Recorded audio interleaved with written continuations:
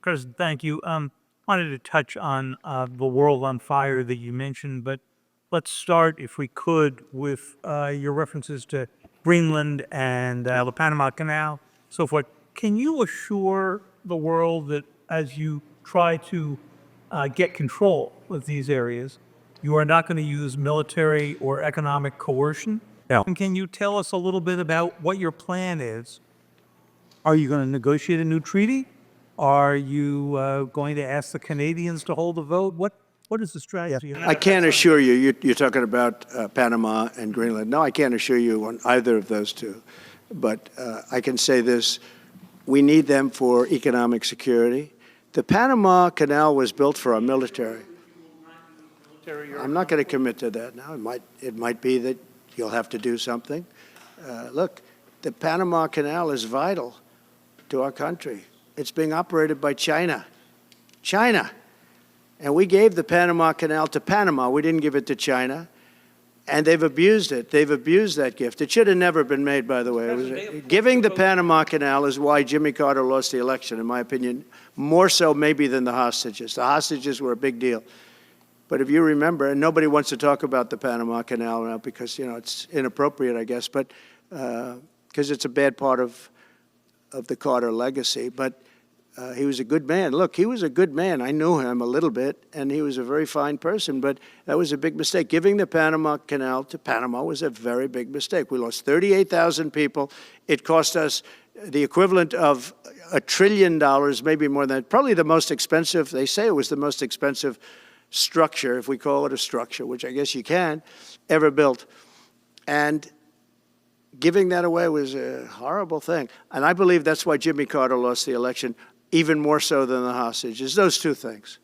Donald Trump isn't even in office yet, and already he's threatening the prospect of military force against Panama and Greenland to annex sovereign territory onto the United States. Like, I just want to be crystal clear about what we're talking about here.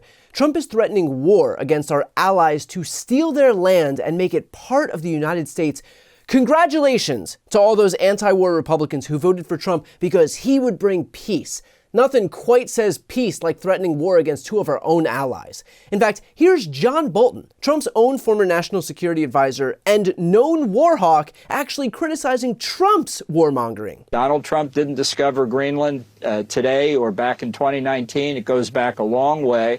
And the way to resolve it with the government of Denmark and the local government of Greenland is quiet conversations. When Trump says all this stuff publicly, particularly about not ruling out the use of force, he is pushing the democratically elected government of Greenland and the democratically elected government of Denmark into a corner.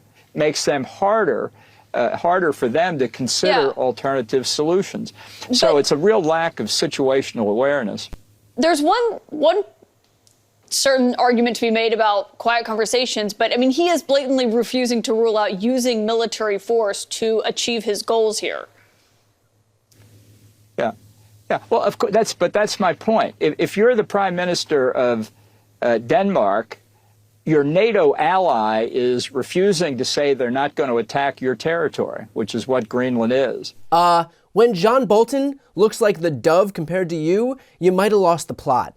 And it's not just peace that Trump promised and clearly lied about. He's also claimed that his focus would be on high prices. Can somebody explain to me how launching a war to annex new territory would bring down the cost of eggs? Let's just say that he wants to buy it and not just steal it. Can somebody tell me how purchasing an entire country would bring the deficit down? Can somebody tell me how all of this warmongering is going to help ease inflation, bring down rent, bring down housing prices, food prices? I was told over and over by Republicans that Democrats were out of touch and that Republicans had their finger on the pulse of the American people, that Republicans understood the financial pain that Americans were contending with, that Republicans knew what it meant to suffer the pain of not being able to afford groceries. Is this what they meant, declaring war on Panama? In fact, that's a point that Congressman Jim Himes brought up on air. Mexico is really, really important to us in stopping fentanyl, in helping us with the migration problems we have at the southern border. Canada is really important to us, another NATO ally. We should not be gratuitously pissing these people off. Again, where is the economic benefit for the people who voted for Donald Trump when he's off, telling tales of Greenland and renaming the Gulf of Mexico?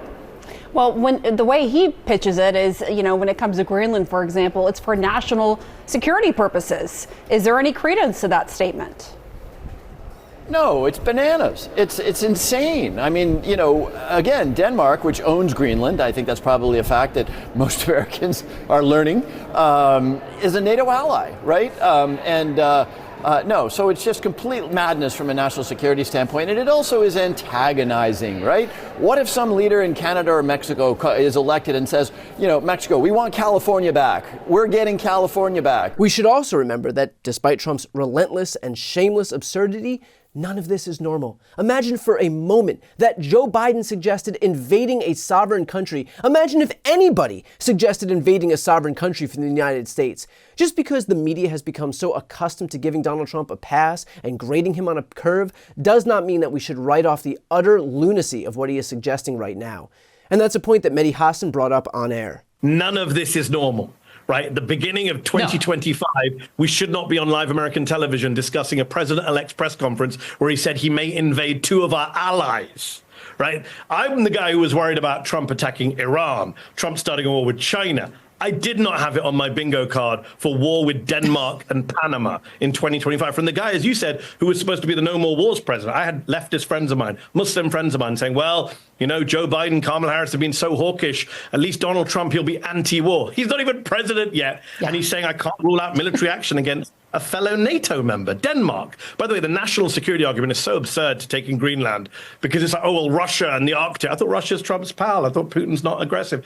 And here's an interesting point. What do Musk, Putin, Trump all agree on? Don't defend Ukraine.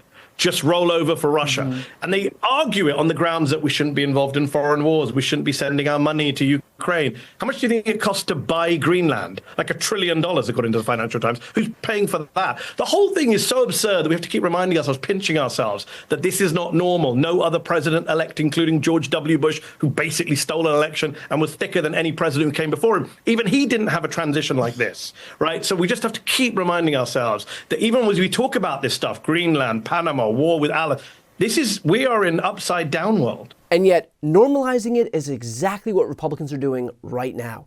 Take a look at the normalization tour Fox News is engaged in today. Well, Greenland, strategically, it makes sense because it's halfway point between our country and the UK. So it would make sense to have that for war purposes if we ever got to that point. Also, we have a big space facility there as well.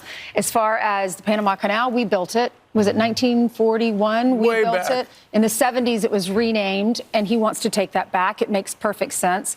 Gulf of Mexico, if it became Gulf of America. But to me, the biggest thing that he said, the biggest accomplishment in the beginning would be getting these hostages back. And I was talking to someone who's Jewish yesterday, and she said she voted for Trump. She doesn't understand how the Jewish community could not vote for him, especially when he's saying he's going to get these hostages back. And then she said, I will be appalled at my community if they do not support him if he gets the hostages back home. Well, he's going to get them. They're going to get, they're close. They submitted a list of 34. They're going back and forth over the weekend, like who's alive, who's not. Canada. At first I wanted it, and I tried to divide it into two states. Mm-hmm. And then I realized we'd be adding Montana, basically, for the Republicans, and electorally like a Texas for the Democrats. Mm-hmm. And I don't like that. But the fact that they don't want us to take them over makes me want to invade. I want to quench my imperialist thirst. I mean, if you are looking for the definition of pathetic, of servile, of spineless, it's Trump little minions on right-wing media. I swear, there is no insanity that Trump could spew that these people wouldn't offer round-the-clock apologia for. Trump could suggest eating babies, and Jesse Waters would do an hour on how they're actually high in protein and essential for a well-balanced diet. So I know that Republicans will continue to run cover for Trump no matter what he does, but I hope a few of you out there who may have been swept up in Trump's campaign promises recognize what he'll actually do with his political capital. It's not going to be focusing his attention on high prices or grocery costs or rent. It's not going to be raising wages or reshoring lost jobs. His priority will be engendering chaos for the sake of flexing his autocratic muscles in hopes that he'll be remembered for doing something flashy, doing something historic that will feed into his ego. Donald Trump's presidency isn't about you or me or us. Donald Trump's presidency is about Donald Trump. Before you go, just a quick note, if you'd like to see more of my content, which is always free of advertising, sponsorships, and paywalls, please make sure to subscribe to this channel using the subscribe button right here on the screen. And if you'd like to support my work even further, you can grab a copy of my instant #1 New York Times selling book, Shameless, available for sale right now. That link is also on the screen. Thanks so much for watching.